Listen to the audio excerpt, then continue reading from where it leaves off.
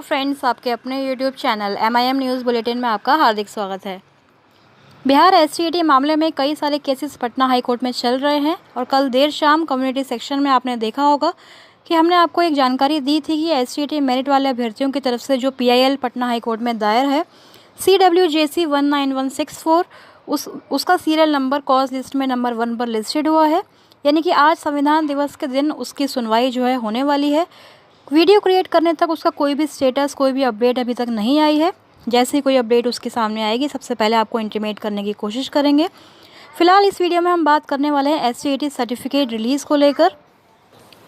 SCET certificate जारी करने को लेकर 28 नवंबर 2021 को यानी कि परसों संडे के दिन एक ट्विटर कैंपेन का आयोजन किया जा रहा है SCET अभ्यर्थियों की तरफ से। इसमें सभी अभ्यर्थियों को पार्टिसिपेट करना चाहिए। इसी को लेकर जो वरिष्ठ पत्रकार हैं मेन स्ट्रीम मीडिया की कंचन शर्मा, उन्होंने ट्वीट करते हुए यह हैशटैग यूज़ किया कि SCET अभ्यर्थियों को, क्वालिफाइड अभ्यर्थियों को सर्टिफिकेट इशू किया जाना चाहिए। लेकिन इस ट्वीट का असर ऐसा हुआ कि वह बुरी तरह से ट्रोल होने लगी। कुछ अभ्यर्थी उनसे कहने लगे कि जब आपको इस मामले में कोई जानकारी नहीं है तो आप बीच में क्यों इंटरप्ट कर रही हैं, इस मामले में आप क्यों ट्वीट कर रही हैं। तो आपको बता दें कि SCET अभ्यर्थियों को पहले तो अपना ये जो माइंडसेट है इसको चेंज करने की ज़रूरत है, क्योंकि आप लोग जानते हैं कि जो ट्विटर कैंपेन होने वाला है उसमें केवल सर्टिफिकेट जारी करने को ही लेकर नहीं, बल्कि जो 7वें चरण में सीट यानी कि रिक्तियों की संख्या है उसको बढ़ाने की मांग भी की जाने वाली है। तो आप सब लोगों से यह रिक्वेस्ट है, यह निवेदन है कि इसमें आप लोग सभी मिलजुल कर पार्टिसिपेट करें, इस ट्विटर कैंपेन को सफल बनाएं। जैसे कि छठे चरण के अभ्यर्थियों ने ट्वीट्स किए थे, लगभग 5-6 लाख ट्वीट्स हुए थे, पूरे भारत में वह ट्रेंड कर रहा था। तो इसी तरह से सभी जो मेरिट और नॉट इन मेरिट वाले अभ्यर्थी हैं उनको भी एक साथ मिलकर SCET सर्टिफिकेट की जो मांग है, जो डिमांड है, उसको ट्विटर पर रेस करना चाहिए। SCET मेरिट लिस्ट वाले जो अभ्यर्थी हैं वह हैशटैग यूज़ कर रहे हैं कि 30,675 अभ्यर्थियों को नियुक्ति दो।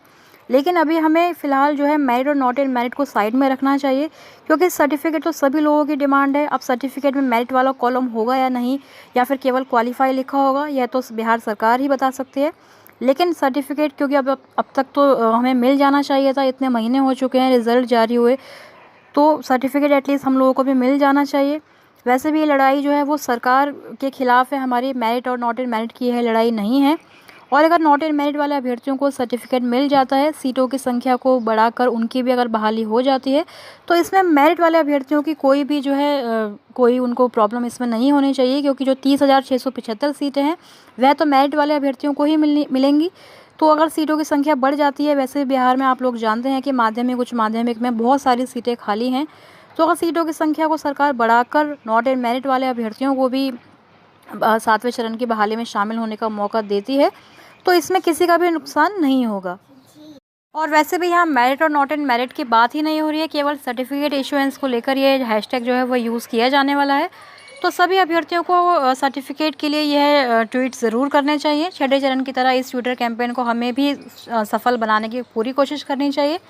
कुछ अभ्यर्थियों का मानना है कि SCET विज्ञापन में, नोटिफिकेशन में केवल सर्टिफिकेट उन्हीं को मिलना जाना चाहिए जो मेरिट लिस्ट में शामिल हुए हैं। लेकिन अब बिहार सरकार ने जब ये झगड़ा स्टार्ट करवा ही दिया है अभ्यर्थियों में, जो कि शिक्षा विभाग का जो काउंटर है वह भी आपको याद होगा, बिहार सरकार ने मेरिट वाले केस में जो काउंटर दिया है उसमें उन्होंने TCS की गलती बताई है और उन्होंने कहा कि TCS ने ये मिस्टेक कर दी, वरना जो रिज़ल्ट क्रिएट किया जाना था वह क्वालिफाइड और डिसक्वालीफाइड के लिए किया जाना था।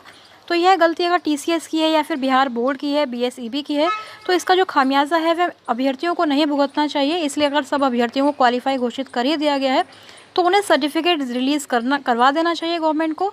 और अगर सीटों की संख्या को बढ़ाकर उनकी भी बहाली सरकार करना चाहती है, क्योंकि वह भी क्वालिफाई हुए हैं, कोविड टाइम्स में, कोरोना काल में जाकर उन्होंने भी परीक्षा दी है, अगर वह क्वालिफाई हैं, मिनिमम मार्क्स वह भी अगर लेकर आए हैं, तो उनको भी सर्टिफिकेट दिया जाना चाहिए और जो बहाली है उसमें शामिल होने का मौका मिलना चाहिए, सीटों की संख्या अगर सरकार बढ़ाना चाहती है। क्योंकि मेरिट और नॉट इन मेरिट की लड़ाई ही है, जबकि ये लड़ाई असलियत में हम सभी अभ्यर्थियों की बिहार सरकार के साथ होनी चाहिए। लेकिन कुछ लोगों के स्वार्थ के कारण ही सरकार जो है अपनी गलत नीतियों को अंजाम देने में जो है कामयाब हो जाती है। अभ्यर्थी मेरिट और नॉट इन मेरिट का झगड़ा लड़ते रहते हैं, लड़ाई चलती रहती है, चाहे कोर्ट केसेस के माध्यम से हो, सोशल मीडिया पर हो या फिर आंदोलन के टाइम हो। तो इसलिए हमें सरकार को उनकी गलत नीतियों में कामयाब नहीं होना देना चाहिए और ट्विटर कैंपेन में सभी अभ्यर्थियों को बढ़ चढ़ कर पार्टिसिपेट करना चाहिए।